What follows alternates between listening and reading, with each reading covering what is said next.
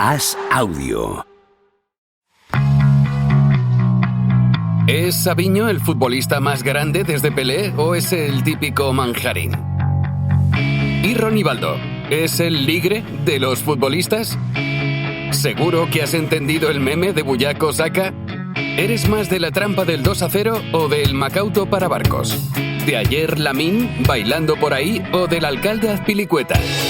Javier Aznar y Enrique Ballester responden a estas preguntas y analizan cada jornada de Liga y Champions en Los Últimos de la Lista, un podcast original de As Audio.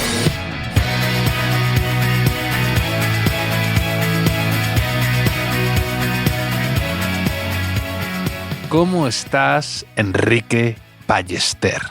¿Qué tal, Javier? Aquí estamos, ¿no? Asimilando todo lo que hemos vivido en esta gran semana de fútbol europeo que comenzó con la eliminación del Barça en Champions, como todo el mundo sabrá ya, ante el Inter de Milán en un partido caótico, muy emocionante.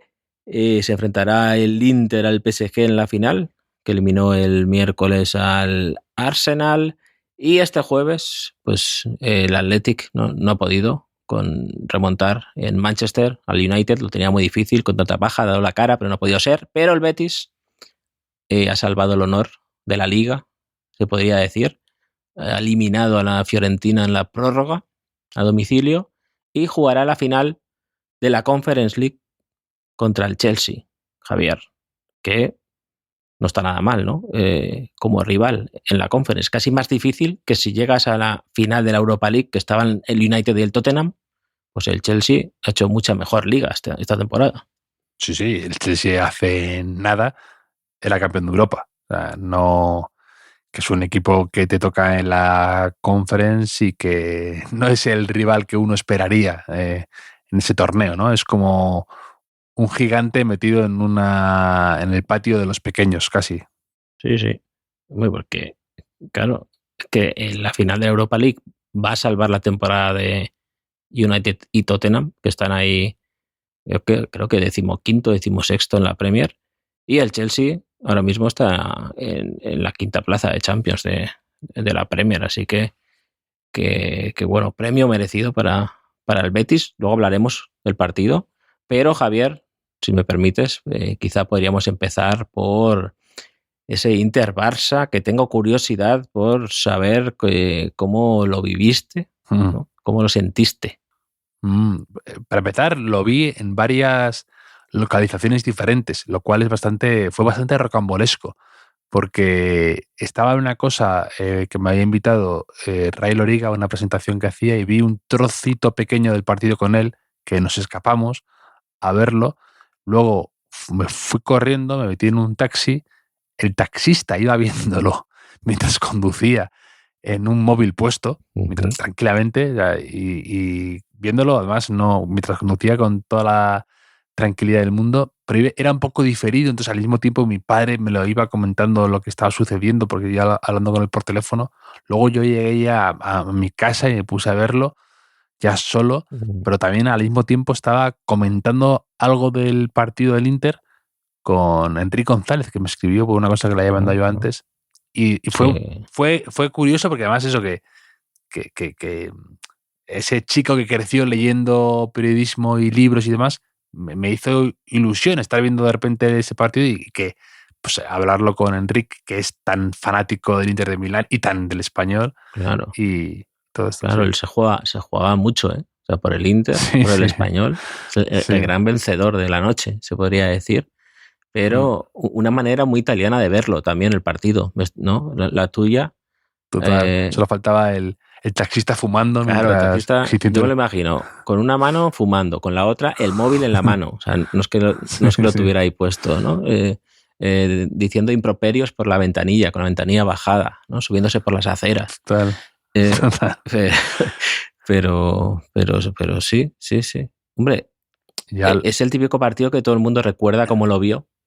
Tú al menos tendrás una buena historia que contar, ¿no? Sí, pero como con distintos escenarios, con protagonistas inesperados, y por eso lo guardaré en un rincón especial de mi corazón, pero sobre todo, además, luego el Inter pasó, que sabes ya que yo iba claramente con Inter de Milán, pero fue un partido, bueno, más que un partido, un cruce, ¿no? Una eliminatoria espectacular, que además lo hemos hablado aquí muchas veces, que quieren matar tantas veces al fútbol, quieren reinventarlo, quieren decirnos cómo hay que ver el fútbol, que esto fue un golpe de autoridad, ¿no? De fútbol, podríamos decir.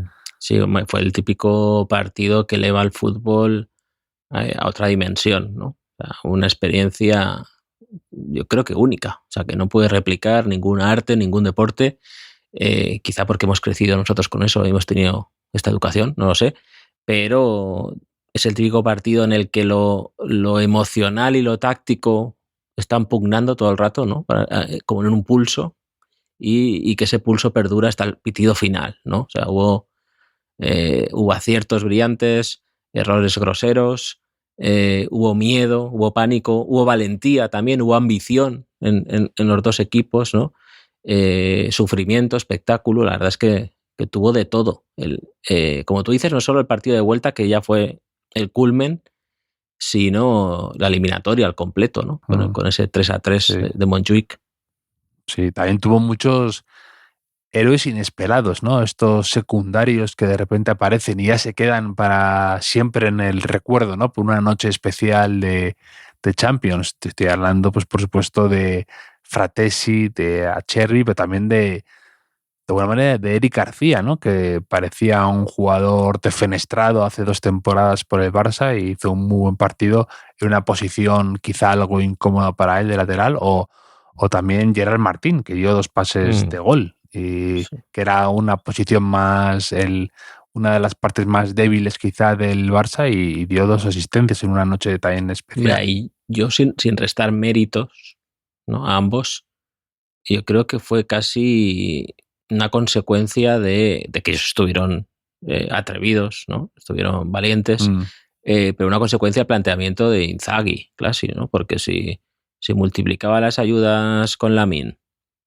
y la doblaba con Pedri, pues no salían las cuentas, ¿no? Tenía que no tanto como liberar, pero sí que descuidar a alguien, ¿no? Y imagino que él pensaría, pues, entre jugármela con Lamine, ¿no?, o Pedri, me la juego a los centros de Gerard Martín, que sacó 2 grandes centros, bueno, alguno más incluso, muy bueno. Sí. Es verdad que sufrió defendiendo, pero la verdad es que hizo un partido conmovedor, diría yo. Gerard Martín, sí, que vivió un tobogán de emociones, seguro, ¿no? Estuvo arriba, estuvo al final en la jugada del 3-3, y es que lo tuvo el Barça. Yo creo que ha acabado tan dolido, y quizá no hay que hacer mucho caso a las declaraciones de después, ¿no?, y a lo que pasó, porque es que se les escapó una oportunidad muy, muy buena de ganar la Champions, ¿eh? Yo creo que se vieron ahí, que se vieron levantando la copa ya. Sí, con motivos de sobra, porque creo que cómo dan la vuelta al partido es con bastante autoridad y en un escenario complicado, y de repente ese gol de Acerbi también, creo que el Inter demostró un corazón y una fe de otro equipo que además creo que lo hemos dicho aquí, que juega por encima de sus posibilidades, yo creo, ¿no? Que está fenomenalmente entrenado por Inzaghi y fenomenalmente motivado, ¿no? Que con varios retales y ha logrado superar ventas importantes de Akraf, de Lukaku, de incluso Onana, que llega a la final de la Champions con él en la portería, que era una forma de sacar el balón con el jugado y demás. Y han logrado, cogiendo de aquí, de este jugador libre, y han hecho un equipo que juega al fútbol muy bien, y luego que saca petróleo donde no lo hay, como quizá fue ese gol de Acerbi, más de una fe ciega y una confianza, como llega y remata como si fuera Lewandowski, que dejó a todo el mundo perplejo, ¿no? Porque yo creo que nadie contaba con de repente ese último coletazo del Inter. Ni el propio Inter, quizá, pero bueno. Sí. también tuvo uno de los héroes de la noche, fue Jan Sommer, ¿no? Jan Sommer, el portero del Inter, que sacó, para mí, sobre todo, una última mano a Lamine Yamal en la prórroga. Increíble. Por el momento. Esa es como la parada que hace Julio César, el portero del Inter, a Messi. Es igual. Fue como ver la historia cíclica, ¿no? Y sí, además por parte de ambos, por parte de Messi, por parte de Lamine y por parte de los, por eso, de los porteros también. Pero nuestros oyentes ya saben mucho de Jan Sommer, ¿no? Ahora que está de moda Jan Sommer, ya portero veterano, suizo, porque he estado investigando, Javier, y en la última Eurocopa hablamos de Jan Sommer. Hablamos de Jan Sommer porque consulté la guía de Guardian, ¿sabes? ¿Te acuerdas de la guía de Guardian? Sí, uno de los pilares de este podcast. Y ¿sabes que recuerdas que comentamos de Jan Sommer? Es difícil que te acuerdes, pese a tu privilegiada memoria, Javier. No me acuerdo qué era el dato que decían En The Guardian destacaban que Jan Sommer es un gran fan del guitarrista de los Rolling Stones, Keith Richards. Y le encanta tocar la guitarra. No sé si lo sabías. Pero es que también hablamos de Jan Sommer en la anterior gran cita. Esto fue en la última Eurocopa y en el Mundial de Qatar también hablamos de Jan Sommer porque consulté la guía de Guardian, Javier, sabes que lo suelo hacer, y sabes que destacamos de Jan Sommer que ponía en la guía de Guardian. No, dime. Que decía, fuera del campo es fan del guitarrista de los Rolling Stones, Keith Richards, y también es un apasionado de la guitarra, Javier. Pero es que también hablamos de Jan Sommer en la Eurocopa de 2021 que hicimos, ¿recuerdas? Jan Sommer estaba en el Gladbach entonces. Y ¿sabes qué destacamos de Jan Sommer que lo decían en la guía de Guardian? Creo que ya me estoy viendo por dónde va esto, que le gustaba quizá tocar la guitarra. Sí, y que era fan del guitarrista de los Rolling Stones, Keith Richards. Pero aquí decía, toca la guitarra o el teclado, ¿no? Que quizá es verdad que luego decían el piano, como que iban elevando el nivel. Sí. Pero es que aquí dicen, y que me quiero reivindicar a Sommer ahora, que cuando fichó por el Gladbach en 2014, la prensa sensacionalista alemana se burlaba de él. ¿Esto qué te parece? Ahora, ¿dónde está la prensa sensacionalista alemana? Ha callado muchas bocas. Lo llamaban portero bonsai, porque no es muy alto, ¿no? Pero quiero decir, portero bonsai tampoco es tan bajito, ¿no? Mide 1,83 según esto, 6 pies. Pero bueno, está haciendo la temporada de su vida, ¿eh? Esto está siendo la Champions de los porteros, ¿eh? Porque hablamos aquí en la final de Copa, por ejemplo, el Barça es que está jugando sin portero, prácticamente, todos estos partidos, ¿no? Que el pobre Szczęsny quizá no tenga la culpa, pero sí que ha sido un factor. Bueno, de hecho se ha comentado, ¿no? Que si tendría que haber jugado a lo mejor Ter Stegen, que ya está recuperado y otro día jugó un rato, o sea, un partido, no sé. Sí, esto es un poco lo que se dice siempre a posteriori, un poco también de algún modo lo que se ha estado diciendo después de la eliminatoria del Barça, que muchos le achacan al conjunto blaugrana el hecho de que no se puede pasar a la final Champions encajando 7 goles. Pero en cambio parece que el Inter sí, ¿no? Encajando 6, claro. ¿no? O sea, que parece hemos encontrado que no lo veo mucho sentido. Hemos encontrado el límite, ¿no? Hemos encontrado el límite, ¿no? Los expertos dicen que más de 6 goles no se pueden encajar, ¿no? Para llegar a una final. Si te meten 6, sí. Pero y además si te meten 6, destacan lo bien que defiendes, en este caso, ¿no? También, lo bien trabajado que estás. Pero si te meten 7 ya, ¿no? Bueno, 7 no puede ser. Pero no sé, yo tengo una intuición que quizá con el Donnarumma que hemos visto en la eliminatoria también hizo otra parada muy espectacular a Saka. Incluso David Raya estuvo muy bien para un penalti incluso. Pues quizá con cualquiera de los otros 3 porteros, quizá el Barça está en la final, pero estos son todos quizás, ¿no? Que esto del fútbol ahora, pues todos queremos dar una explicación racional, ¿no? A lo que a veces pues es un deporte tan de momentos, pues que a veces, Sí, es que no hay explicación racional, es meterla o no meterla, ¿no? Que la de Lamine que va al palo vaya adentro, o yo qué sé, pues momentos, ¿no? Y al final todos tenemos razón.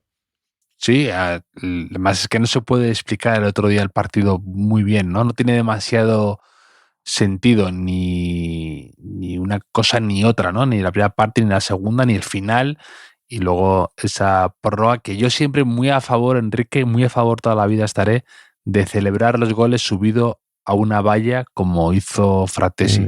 Es más, creo que debería haber una de atrezo en todos los estadios, ¿no? Para eliminar Avalanche, pero como esa, estaba un poco separada, no sé muy bien por qué, pero una valla, solamente una valla, como cuando hay calentamientos en Champions que ponen una portería extra y la ponen como al lado de la portería oficial y la ponen como para calentar. Una valla, pues esto igual. Una valla a la salida de la oficina, ¿no? De cualquier trabajo, ¿no? Y cuando te vas cada día, fichas, ¿no? Desfichas y te subes a la valla y lo gritas ahí bien, ¿no? También, quizá. Sí, te encaramas, ¿no? Incluso también también del otro lado, ¿no? Que valga para los dos, también para insultar, ¿no? Yo creo que Fratesi... Que en esa valla tú puedes decir cualquier cosa casi, ¿no? Que puedas insultar al que pasa por ahí, el jugador, y ya está. Fratesi, yo creo que te protege. Fratesi gritó tanto el gol que se quedó como sin aire luego.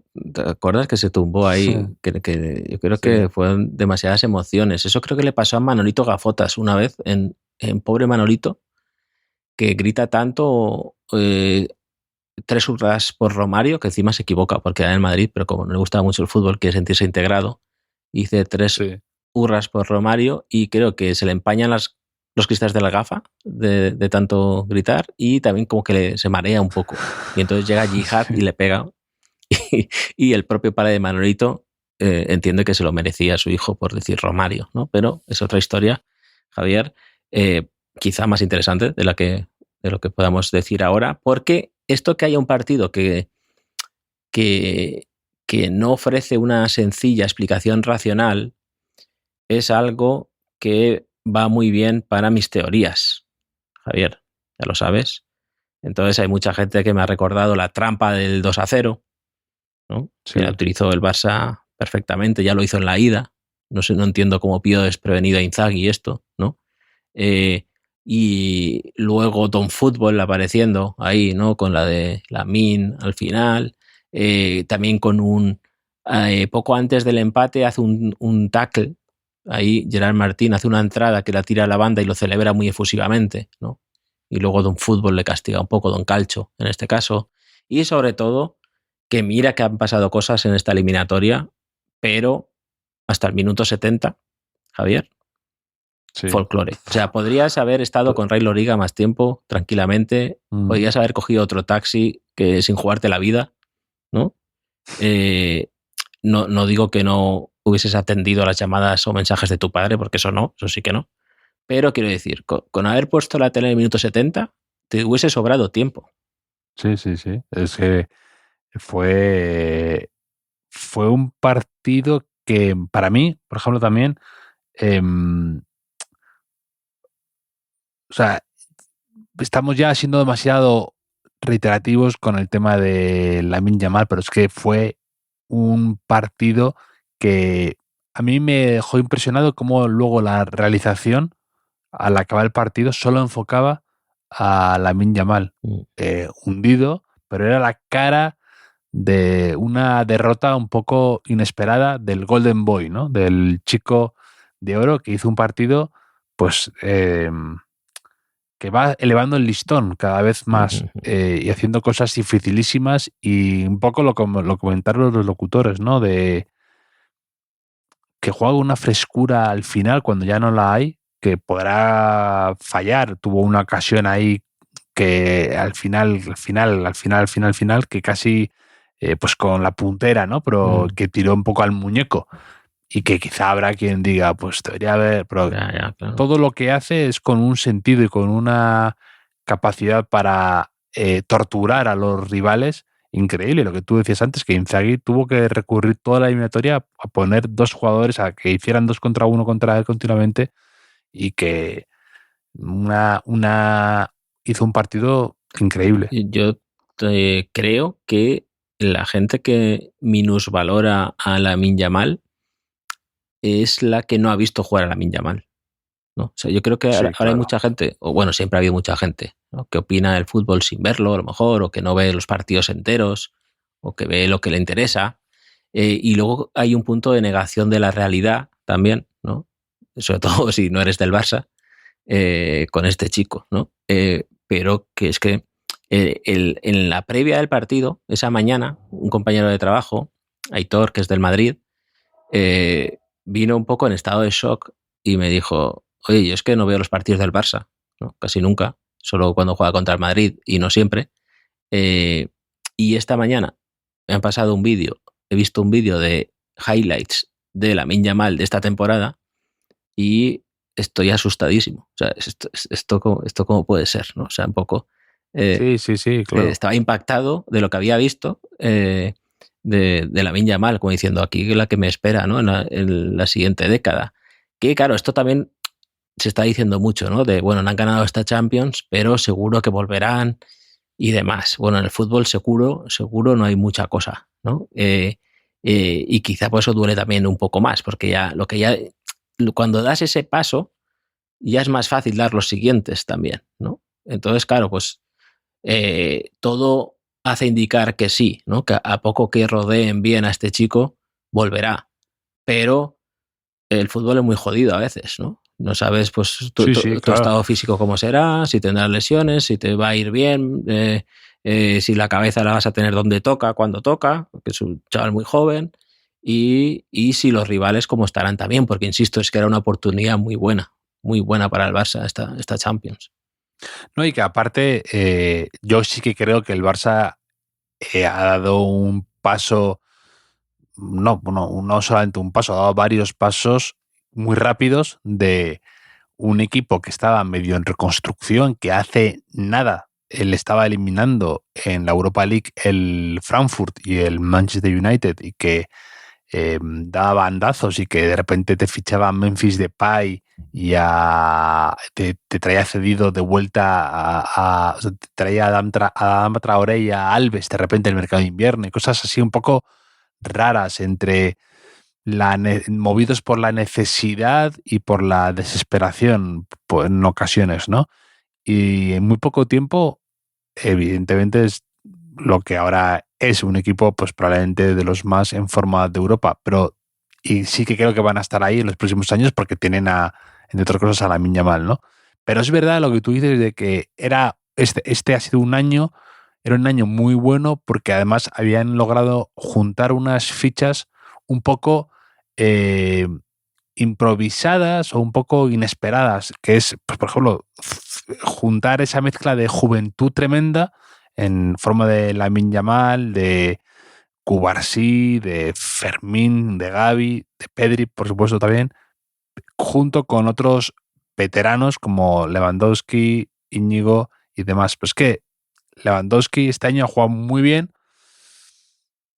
ha sido muy importante, y a ver si dónde encuentras un delantero también de ese nivel, ¿no? Entonces, que no podemos garantizar que estén ahí mucho tiempo, o sea, que estén ahí siempre, ¿no? Estos y la años. temporada que ha hecho Rafinha, no sé si volverá a estar así de iluminado, ¿no? Sí, Quizá, exacto. Sí. Bueno, es verdad que Dani Olmo creo que todavía puede ofrecer más, pero tampoco caigamos en la trampa de todos los años con el Barça últimamente, que decimos, no, es que no va a poder fichar, ¿no? Es que no, es muy difícil y tal, y luego acaban fichando. Dani Olmo también hay un pelín, yo cuando leo crónicas de gente del Barça y demás, hay un pelín de desconcierto con él, ¿no? Yo creo que todo el mundo sabe que es un jugador muy inteligente y que es muy bueno, y luego al mismo tiempo hay que le exige algo más, ¿no? Y que está un poco... Me recuerda en algo, ¿sabes a qué? A tu querido Fábregas, ¿sabes? De chico que vuelve a casa y que empieza muy fulgurante, y de repente entre un motivo y otro sí, puede. empieza a caer un poco, de que la gente le exige más o le pide más quizá de lo que sabe dar, hay otros jugadores más queridos al lado y que no tiene nada que ver, evidentemente, pero que sí que de repente me venían flashes de esa época. Bueno, perdió el balón del primer gol, luego marca otro, es verdad. El segundo tiempo está muy bien, me parece. Sí. Pero en esto que dices, sí, un poco de señalar culpables. O sea, creo que es el típico, como te he dicho, no sé si fuera de micro, creo que es el típico partido en el que si te cae mal un futbolista, vas a encontrar algo que criticarle, ¿no? O sea, incluso a Lamine Yamal dirán, ¿no? Pues si no metió gol, ¿no? Lo que sea, cualquiera. Pero no me ha gustado mucho este señalamiento público que ha habido a Araujo, ¿no? Y creo que hay algo que puede conectarlo con lo de Dani Olmo, ¿no? De que probablemente el entorno del Barça o la gente del Barça, aunque Araujo llegó muy joven, jugó en el filial, no lo considera un producto 100%, ¿no? De la Masía, ¿no? De allí. Aunque, por ejemplo, Gerard Martín creo que también llegó muy tarde, bastante tarde. Estaba en el Cornellá, me parece. Pero bueno, quiero decir que los goles que falla Araujo, que por cierto, cuando entra Araujo al campo ya le han metido 2 goles al Barça, también bastante evitables, son una cadena de errores, ¿no? Realmente. O sea, el primero... Sí. Pues ni es contundente Cubarsí en el primer salto, que quizá ni siquiera debería ir él, sino Frenkie de Jong a ese salto. Luego Gerard Martín, todo ese lío de la semifalta o depende con lo que la mires, ¿no? Detrás. Luego incluso hay un punto de mala suerte que el centro pasa entre las piernas de Cubarsí y luego efectivamente pues a Chervi le gana la partida, le gana el primer palo, le está marcando mal y marca. Y en el segundo gol igual, no solo falla Araujo, ¿no? Después también no está muy agresivo Cubarsí para tapar el tiro de Fratesi, un poco estático, etcétera, ¿no? Pero que sí que ha habido como una unanimidad de señalar a Araujo como culpable absoluto. Y yo creo que es algo que hay clubs que son muy críticos con los canteranos, ¿no? Como que dicen, no, con esto no es suficiente para nosotros. Y hay otros que tienden a protegerlos más. O sea, no digo que sea mejor una cosa o que sea peor otra, pero creo que en el Barça esto ocurre, que se sobreprotege quizá a veces incluso a los chicos que consideran de ahí de verdad, ¿no? O sea, de origen, denominación de origen.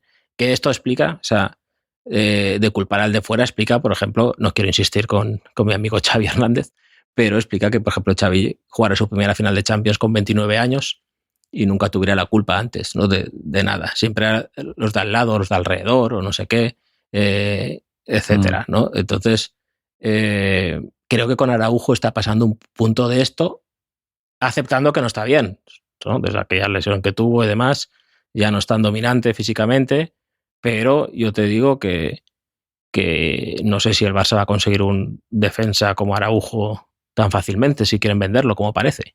Sí, no, aparte es verdad que quizá Araujo sea víctima de sus propias virtudes, que cuando tú la has visto siendo un muro infranqueable, deteniendo en seco al mejor Vinicius que hemos visto en los últimos años, ya le exiges eso, le exiges ser inexpugnable, ¿no? Y ayer, o sea, el otro día contra el Barça, contra el Inter, no lo fue y lo que tú dices, ha estado lesionado mucho tiempo, quizá no es tan contundente como otras veces o no ocupa tanto espacio y es tan de esa manera que era tan exuberante como hace un tiempo y es entendible. De hecho, esto ya salió muy señalado de la del PSG, quizá no sea el jugador con la mejor salida de balón ni tampoco necesariamente quizá el que tenga más IQ y toda la defensa del Barça, sinceramente, pero a mí, vamos, ya me gustaría tener Araujo para el Madrid, ¿no? Para esta zaga maltrecha que tiene ahora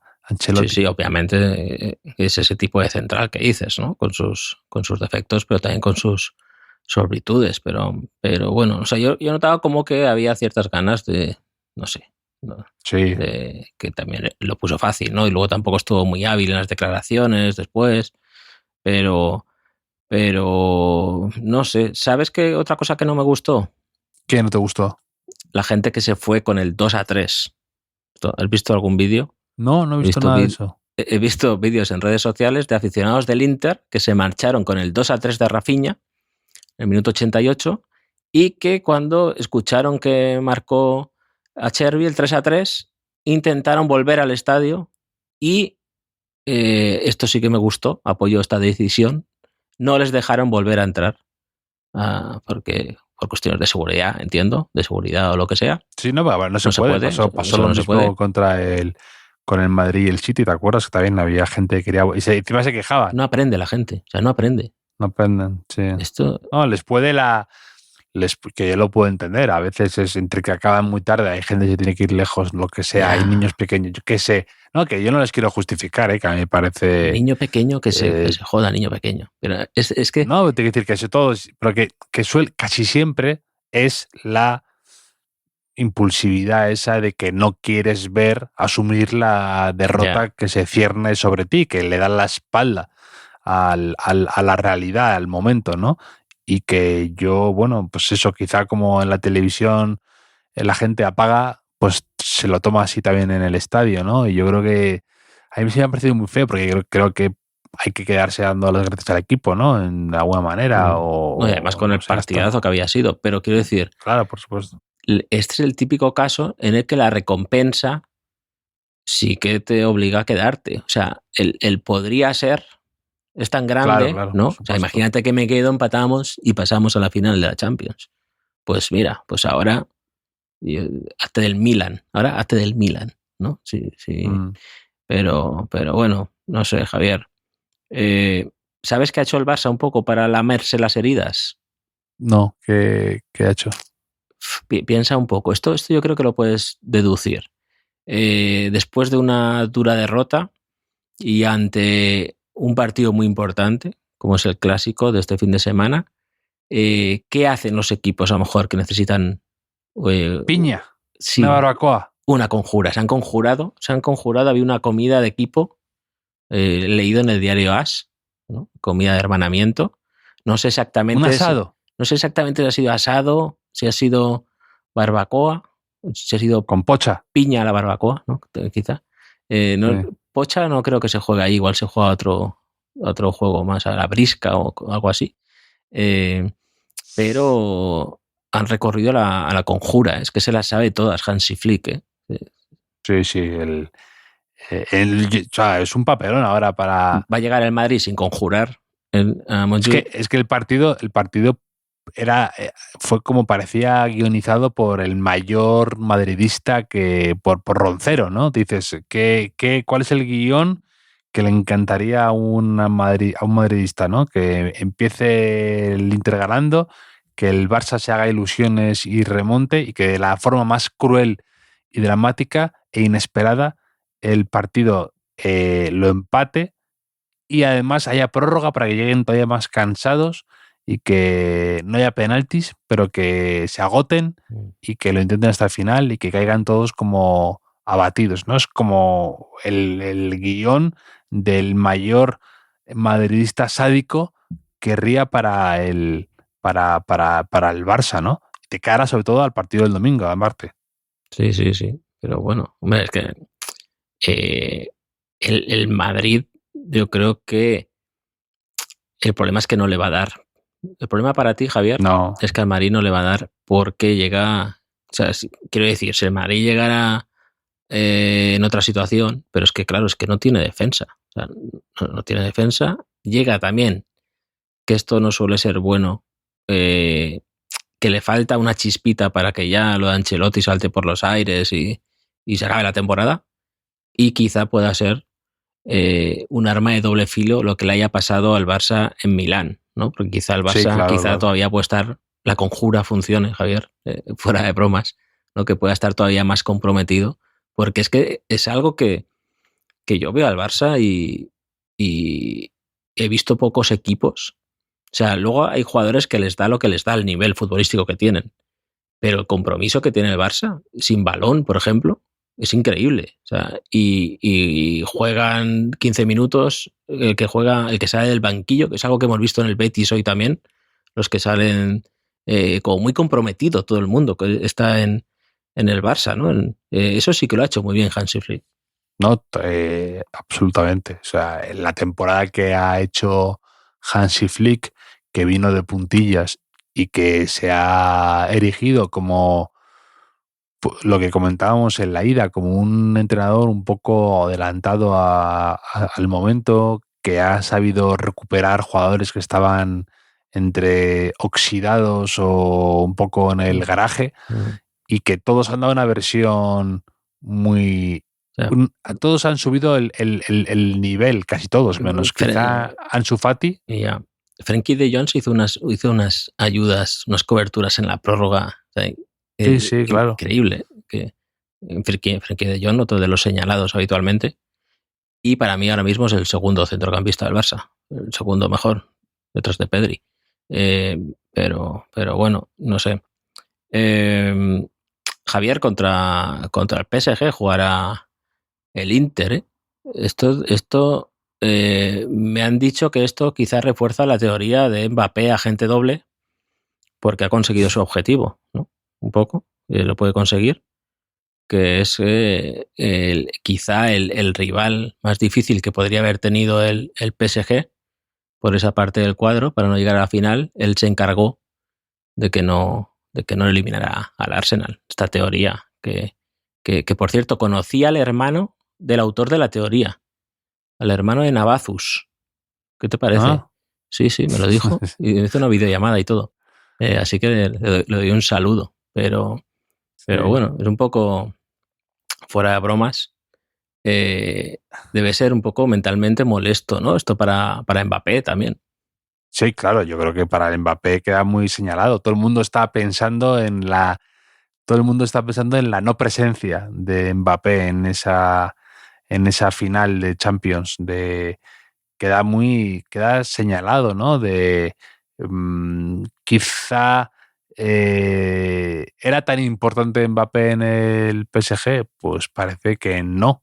Parece que incluso de alguna manera han logrado cambiar cosas de la dinámica del equipo, como ya adelantaba Luis Enrique en aquel documental que comentamos por aquí, y le ha sentado bien al PSG. Quizá tanto drama, tanto protagonismo excesivo de esa estrella, quizá pues el fútbol a veces no es tan directo como queremos o tan lógico, ¿no? Pues que quizá de repente un PSG con Neymar, con Messi y con Mbappé y con Ramos es un PSG mucho peor que el PSG de ahora, en el que a lo mejor los nombres no son tan rutilantes como en los últimos años, pero sin embargo el equipo juega mucho mejor. Pues. Este tema ya lo sacaste tú hace semanas, que lo viste venir, pero a mí se me ocurrió ayer en Twitter tuitear una tontería, que un poco de esto que no se veía nada igual desde que Paco Bullo se fue del Madrid en el 97 y el Madrid ganó la Champions en el 98, ¿no? Que no era la primera vez, pero como si lo fuera, ¿no? Porque habían pasado 32 años. Esto siempre pasa, que empieza a retuitearse y demás, y hay gente que se lo toma en serio. Entonces me han apuntado algún otro caso similar. Por ejemplo, Old School Panini, ¿no? Sí, claro, y encima esa cuenta se llama Old School Panini, que tiene mucha autoridad, ¿no? Para nuestra mente, nuestro cerebro.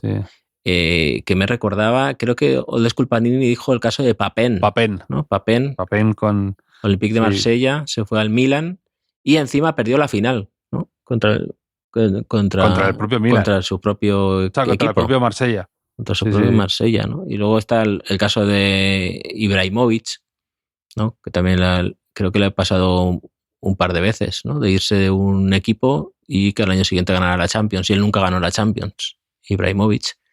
Y bueno, pues alguno más, ¿no? Pero le puede pasar a los más grandes. ¿Sabes qué? Lo peor que pasó... Owen, lo comentamos aquí. Sí, lo peor que ocurrió fue que alguien mencionó a Paco Bullo en mi tweet, ¿entiendes? Se chivó, la gente se chivó. Mira, Paco Bullo. Que es una práctica deleznable esa, te diré. Sí, pero bueno. Que además es que como es un tuit así fronterizo, que puedes tomártelo como un halago. Sí. Que te manejas tú muy bien ahí en la ambigüedad, claro, ¿no? Diciendo... Entonces yo creo que Paco Bullo igual no ha escrito nada, ¿eh? O sea, he estado con pánico entrando cada vez que entraba a Twitter a ver si Paco Bullo decía algo. Pero no ha dicho nada, entonces ya puedo silenciar el tuit, ¿no? Y Santas Pascuas, ¿no? Hasta la próxima. Pero bueno, el PSG puede conseguirlo, ¿no? Pues ya perdió una final. De momento ha igualado lo que hizo con Mbappé, ¿no? Pero no hay demasiado ahora que yo lo puedo comprender, que estoy en parte de acuerdo, pero no hay de repente ahora mucho, sacando pechito por Luis Enrique. Hombre, claro, que si no lo sacan jugando bien su equipo. Si no lo sacan ahora, sí, ¿cuándo lo sacan? Que se clasificó por los pelos, que lleva ya varias temporadas y creo que bueno, no ha estado ahí cumpliendo, pero que tampoco con un PSG que ha tenido un poder increíble y que es el mismo entrenador que en un mundial no consiguió marcar 120 minutos a Marruecos, ¿saben? Te digo, o sea, no sé qué. El otro día estaba mirando la convocatoria a ese mundial y hay cosas que, no, claro, en el momento nos parecerían normales, más o menos, ¿no? Pero Ansu Fati, que has dicho, Ansu Fati iba al mundial. Y un poco apuesta de Luis Enrique, que había jugado, pero todavía no muy bien. Y que luego fue la España que gana la Eurocopa con bastante solvencia solamente 2 años después, ¿no? O sea, que estoy de acuerdo que Luis Enrique es muy buen entrenador. Ya, pero claro, sí, Hugo Guillamón está en la lista. Es verdad que mover a Busquets de ahí era complicado, pero lo que hemos comentado alguna vez, ¿no? De Rodri de central. En lugar de Ansu Fati, por lo visto, hasta el último momento la duda era Ansu Fati o Borja Iglesias, y quizá un 9 de ese perfil, pues en ese partido que has dicho de Marruecos, pues... ¿No? Y él mismo ha dicho que se confundió con Fabián, que el otro día metió un golazo al Arsenal y que él, pues... porque a veces creo que es lo que le ha faltado a Luis Enrique, a veces ha sido excesivamente cabezón y terco. Ya, da tantas vueltas que nunca sabes, ¿no? Pero claro, Gavi, que estamos hablando ahora, Gavi que es verdad que ha sufrido una lesión muy, muy complicada, quizá todavía no le quede un tiempo para estar bien, pero ahora mismo Gavi no es titular en el Barça y ni siquiera es el primer cambio al centro del campo, ¿no? Habitualmente. Y Gavi pues era titular enseguida, ¿no? Bueno, ese Gavi es un temporadón. También tú, claro, como a ti Gavi no te entusiasma. Ya, bueno, a ver, Gavi que a mí Gavi me ha hecho bastante gracia este mensaje de Instagram que ha compartido, ¿no? Que ve una especie de conspiración en su contra. Digo, un chico que después de haber sido 3 partidos titular en el Barça, en Liga, no sé si 2 o 3, ya fue internacional absoluto. O sea, un chico que ha tenido de cara a todo, ¿no? Excepto la lesión, pero quiero decir, a nivel de crítica, a nivel de reconocimiento, ganó el Golden Boy, ¿no? Si no me equivoco, que un chico así vea conspiraciones del mundo del fútbol, ¿no? En su contra, ¿no? Del establishment mundial, me hizo gracia, ¿no? Me hizo un poco gracia, pero bueno, sí que probablemente hizo una buena temporada Gavi esa temporada del mundial. Ya no recuerdo bien, Javier, pero ¿sabes? Sí que recuerdo me escribió Crapuliña, un referente que tengo aquí, que está el Betis, él, ¿no? Estará de enhorabuena. Claro, quería felicitar por el paso del Betis y me regaló un poco, me escribió, me dijo, cuando pasó el PSG, ¿no? Al-Khelaifi, ¿no? Al-Khelaifi, que es el presidente o el propietario, no sé muy bien lo que es, me escribió, Al-Khelaifi la consigue. ¿Qué te parece? Al-Khelaifi la consigue. Y ahora que has dicho del Betis, qué combinación cromática más bonita que había hoy en la Fiorentina Betis. Pues que la Fiorentina sí me ha parecido una equipación maravillosa y muy poco utilizada por ahí, ¿no? El color violeta y demás, que no es muy habitual para nada, y me parece que te da mucha personalidad y me parece muy, muy bonita, la verdad. Y pues combinaba muy bien el verde del césped, luego el Betis con las medias verdes, pantalón blanco, bueno, como dice el Betis, ¿no? he visto con deleite estético el partido del Betis y la prórroga, no solo por lo bien que ha jugado por momentos el Betis, o sea, y Isco, Antony, Javier Abde, ya podemos decir otra vez que es mejor que Dembélé, ya lo veremos. Ha marcado el gol decisivo a pase de Antony, que había marcado previamente. Increíble el rendimiento de este Antony. Y Antony, y han intentado sacarlo del partido, ¿eh? Se han ido por él, el tío este de las apuestas de la Fiorentina, que ahora no me acuerdo el nombre, el Ranieri, el capitán, también intentando sacarlo un poco, desquiciarlo, porque de otra manera no podían. Dices Faioli, ¿no? ¿Cómo es? Sí, Fagioli era, no me acuerdo. Pero luego Isco en la prórroga da un clinic de cómo aguantar la pelota, cómo quedársela. Abde ha podido marcar alguno más, la sentencia. Del palo, que me he acordado de la de Lamine Yamal, por suerte luego no ha habido, pero todo el que ha salido, o sea, se ha lesionado Bellerín que había salido al final del partido. Sí. Y ha salido Pablo, chiquito de la cantera. Un globo impresionante, un sombrero. Y ha salido con una personalidad, o sea, quizás sea el partido más importante, o de los más importantes de la historia del Betis, y ha salido un gesto muy bonito. Antes de salir se ha acercado Bartra, que estaba ahí en el banquillo, y le ha dicho 3 o 4 cosas, ¿no? Ahí como el veterano, diciéndole al chaval. O sea, que esto es una cosa bonita del fútbol, ¿no? Esas cosas bonitas del fútbol del grupo, y lo que he dicho al principio, ¿no? El compromiso que tenía todo el mundo para sacar adelante la eliminatoria, Javier. Y te quería preguntar también por Johnny Cardoso. O sea, ¿no te parece muy arriesgado, siendo mediocentro y teniendo el apellido Cardoso, que es un apellido que te da seriedad, ¿no? Empaque, credibilidad, ponerte en la camiseta Johnny? ¿Tú que es un nombre de mediocentro? Johnny.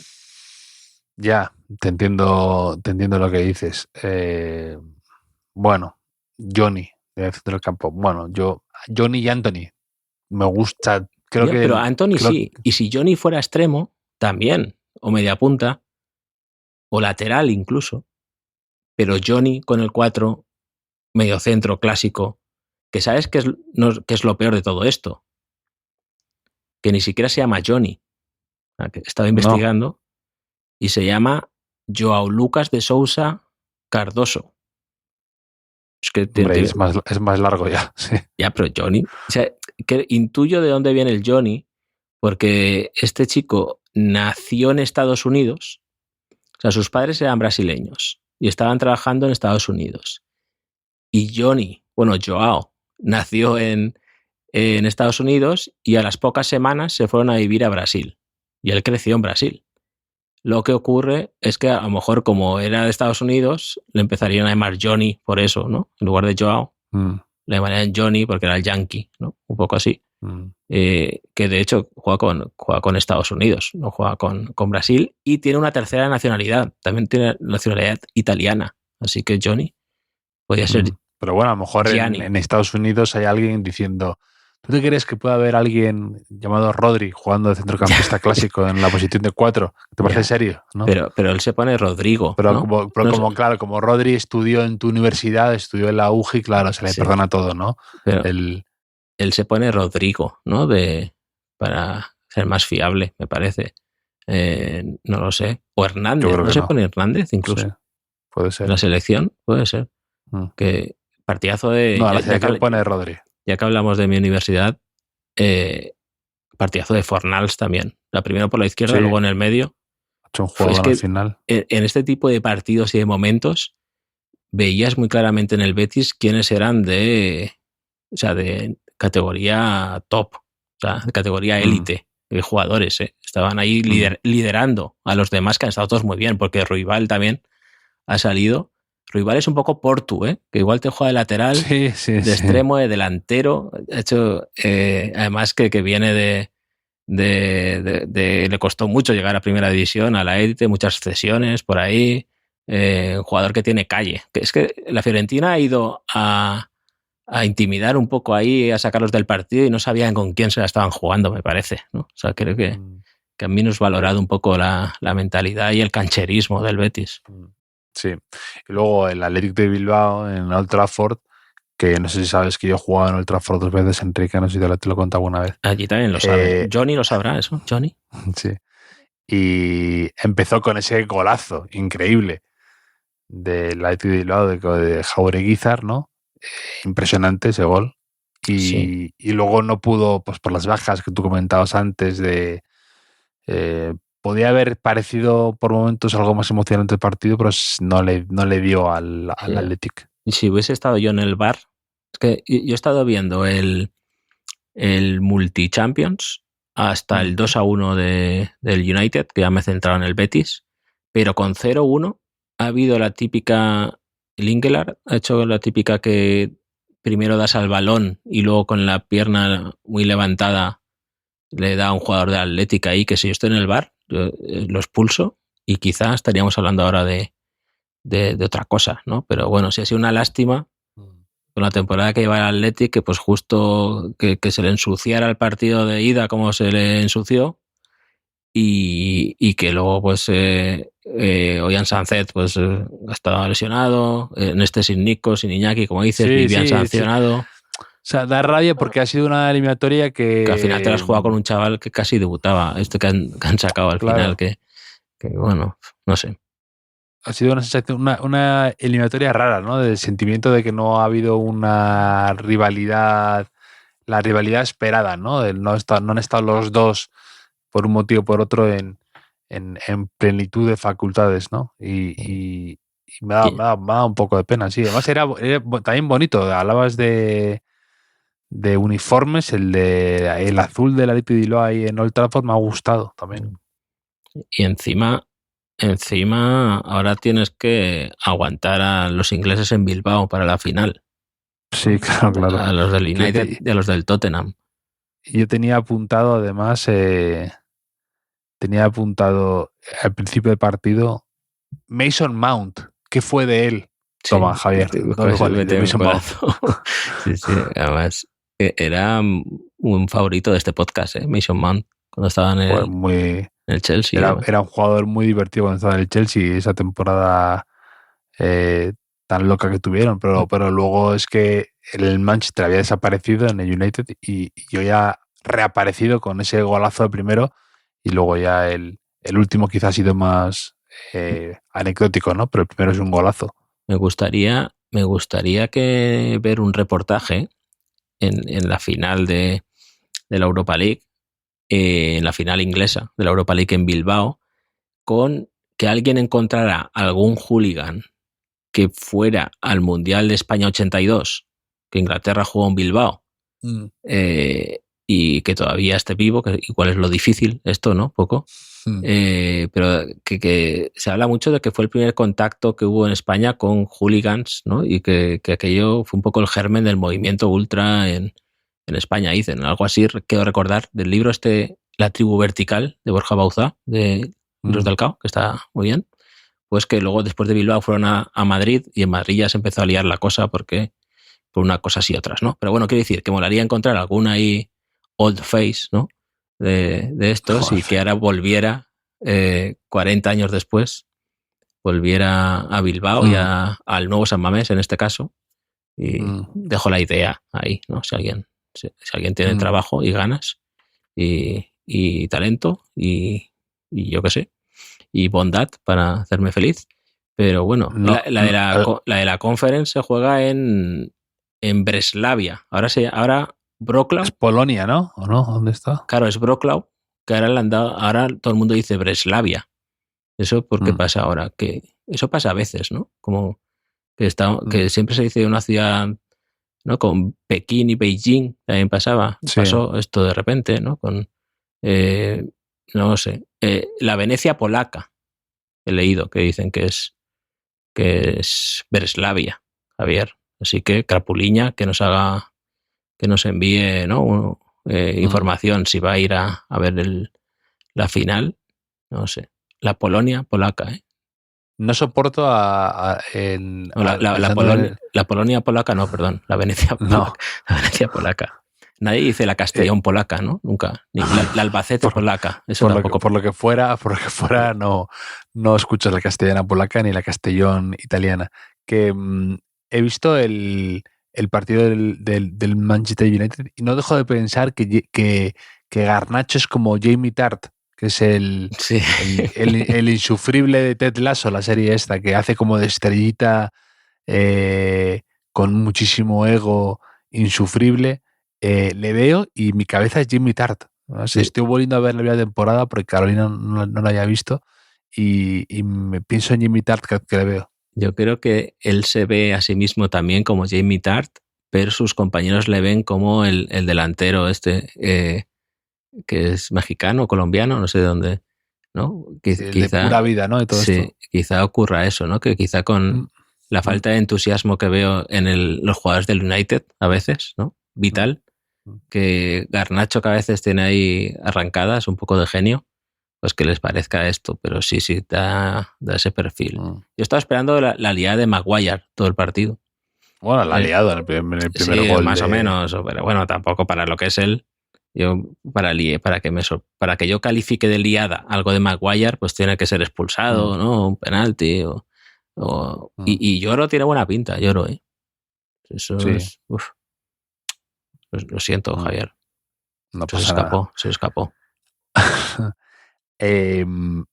Tengo aquí, Enrique, antes del gol cantado, te lo quería leer, te lo quería brindar a ti y a los oyentes. Me ha llegado ya el libro de Pablo García Casado, compañero nuestro de la Cervantina, gran poeta. Acaba de publicar con Visor el libro Cada uno es mucha gente. Y hay un poema que se llama Césped artificial, que además en los agradecimientos se lo dedica a la Cervantina. Lo que tú y yo estamos ahí, formamos parte. Y te quería leer un poco el poema, porque es muy bonito y que aquí, que siempre hemos apoyado la poesía, ¿verdad, Enrique? Sobre todo tú. Sí, la verdad es que sí. Pues te lo quería leer a ti y a los oyentes. ¿Te parece? Me parece estupendo, Javier. Se llama, como te decía, Césped artificial. Y dice así: lejos de las gaunas, de los gritos de las gradas, calvo, cabrón, me cago en tu puta madre, lejos de los puros, gabardinas y maletines, lejos de los micrófonos en zona mixta, lejos de las duchas, del olor a reflex, de espinilleras rotas y camisetas sin nombre, del sonido de los tacos de aluminio, lejos de todo, Tato Abadía nos ofrece un Rioja y una tabla de quesos. Un hombre honrado, Abadía, como Dulce, como Dejan Markovic, hombres duros que aprendieron el oficio en el barro del Plantío, de Ipurúa, del Francisco de la Era, hombres capaces de jugarse los tobillos por salvar un saque de banda, que llamaban al mister de usted, que hablaban de Luis Aragonés como si fuera el profeta Isaías, que volvían a casa en autobús, con las costillas rotas después de noches de hostal y de tute y de bocata de lomo con pimientos, y que ahora plantan cara a la vida entrenando en tercera, vendiendo quesos, hombres que son ídolos para nosotros, que volvemos cada lunes a los años 90, a la épica de los partidos cerrados, a la belleza del empate, nosotros, que no pisamos siquiera los campos de regional preferente, pero llegas aquí, al vestuario, y te calzas las botas, te sube las medias, y te sientes como Dulce, como Dejan, como el Tato, y sales a una cancha de gradas vacías. Lo de afuera no importa. Tu exmujer pidiendo dinero, el jefe enviándote WhatsApps, se puede saber dónde has puesto el pedido. Nada importa. Apuras línea de fondo, despejas como puedes a saca de esquina, te lanzas a los pies del contrario con la honradez de un soldado del Vietcong, te abrazas a tu compañero. Hemos jugado bien, nos decimos con el cuerpo roto del esfuerzo. Y llegamos a casa, con los niños ya dormidos y la mujer viendo una serie. Te miras al espejo del cuarto de baño.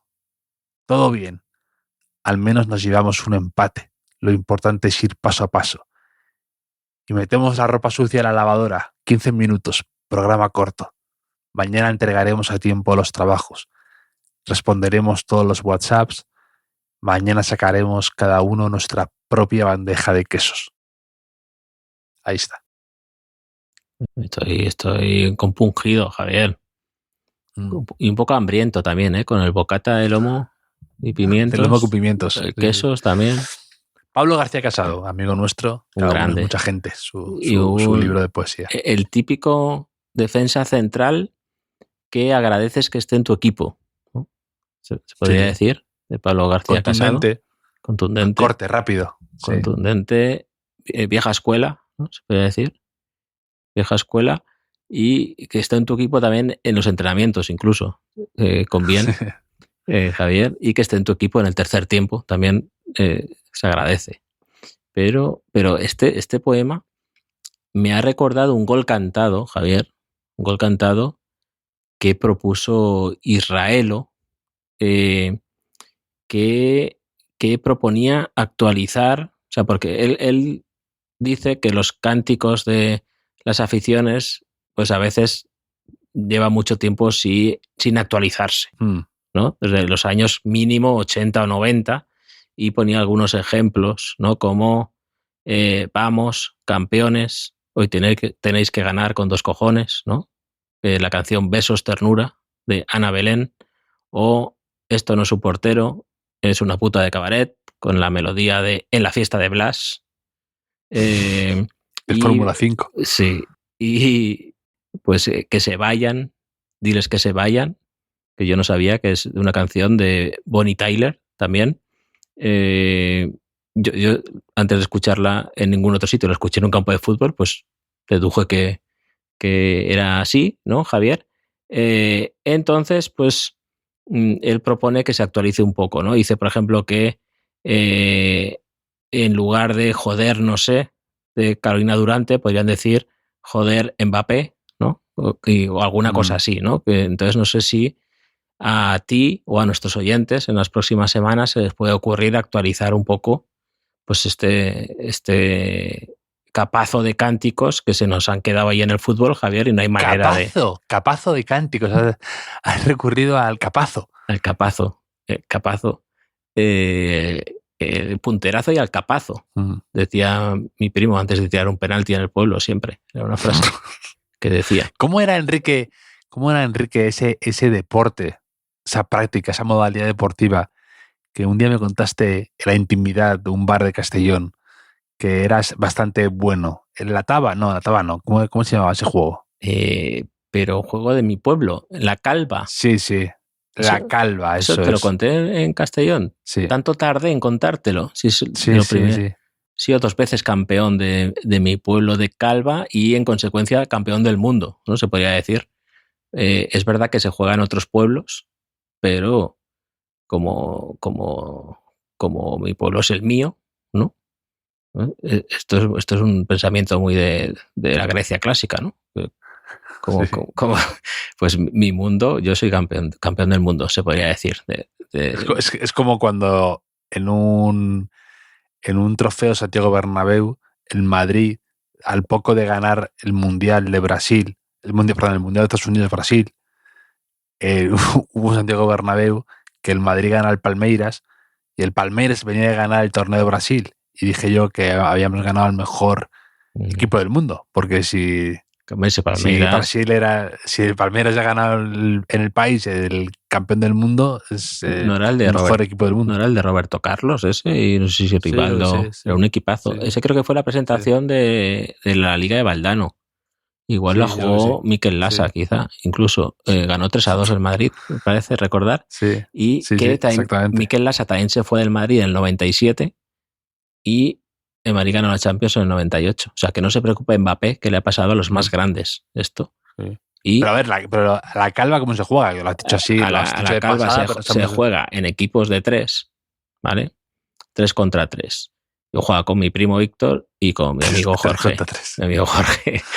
Y tú tienes que tirar una piedra de pequeño tamaño sobre una piedra mayor y que impacte la piedra sin que antes toque el suelo, ¿vale? En parábola, creo que son 14 metros, tienes que lanzarla. Cada vez que le das son 4 puntos. Y cuando todo el equipo llega, cada vez tira uno de un equipo y luego del otro equipo, ¿vale? Así. y el primero que llega a 24 gana el primer set. Se juega a 3, al mejor de 5. Y el que gana 3 sets, pues gana. Entonces, es un pueblo, es un deporte, perdón, yo creo que es originario de pastores o algo, de tirar piedras. Y que es un juego, la gente piensa que es un juego de puntería, pero es un juego de concentración. Tú tienes que mecanizar tu movimiento, tu pensamiento, intentar no llegar borracho, es lo más difícil a veces, y tampoco dejarte emborrachar durante el proceso, ¿no? Porque si vas pasando rondas estás un buen rato. Pero ya me retiré. Era un deporte de abuelos que se puso de moda, un poco como la petanca, y ahora ya me he retirado, Javier, ya me he retirado. Que una vez escribí un artículo, la gente lo puede buscar en Jotdown, que cada vez escribía de un deporte distinto, y una vez escribí un artículo que era hoy un deporte que no conoces, la calva. Y empezaba a contar tonterías, ¿no? de la calva. Me gustaría releerlo ahora. Y me acuerdo que la gente empezó a decir, ¿cómo que no se conoce ese deporte? En mi pueblo juegan no sé qué. Y, hombre, pensé un poco, que vengo de hablar de fútbol, de baloncesto, ¿no? de atletismo, sí. Y la gente indignada. Pues esto mi abuelo jugaba en no sé qué. Sí. En Castilla-La Mancha, no sé qué. Y yo, vale, no pasa nada. Pues un deporte que ya todo el mundo conoce. Sí. Cuando vengas a mi pueblo ya te enseñaré a jugar, Javier. Ardo en deseos de jugar una partida contigo de calva, Enrique la Calva. Sí.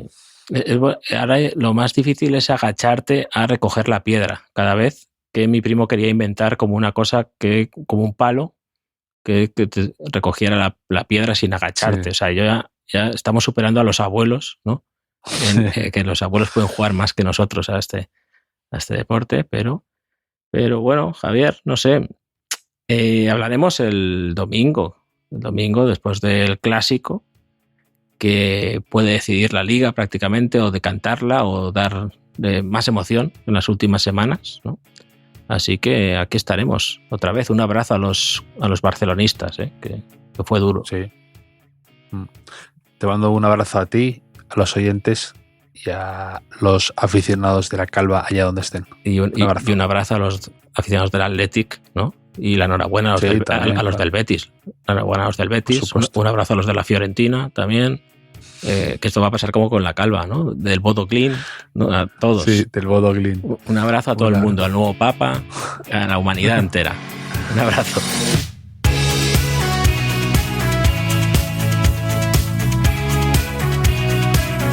Los últimos de la lista es un podcast original de As Audio con la producción de Javier Machicado y la realización de Vicente Zamora. Síguenos en redes sociales, @asaudio.